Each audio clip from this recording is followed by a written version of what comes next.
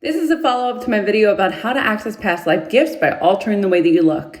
So throughout our past lives, we tend to look very different. It's not like every time you show up here, you look exactly the same, like those creepy old photos that you guys have seen of like Justin Timberlake from the past in like the 1800s. That's not real. Our souls take on many different forms. We look different. Everything about us is different. The only thing that remains is your soul. It's just dropped into a different body. That means your gender, your body type, the way that you move, your hair color, it's all going to be different throughout the lifetimes that you have. And if you've ever switched up your appearance, you'll notice that you actually act different. It's like there's a piece of you that's unlocked or something just becomes aligned and clicks. And that's because every time you take on the form that you had in a past life, you're more tapped into that past life version of you.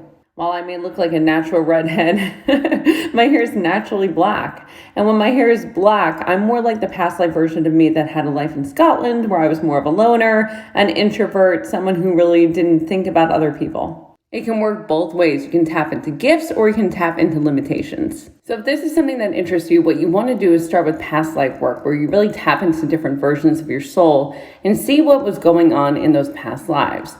What was it that you embodied in those past lifetimes? Did you feel good about who you were? If you find one that really calls to you and you want to connect with that version of you, try just doing a couple little things to embody them more. You can start to move the way that they do and try it on and just really play with it and see how it feels. You can start dressing like them. Like if there was a version of you that lived in the late 1800s, you can start taking on more of that aesthetic a little bit in your everyday life, especially when you're in that mode where you're working to heal with people.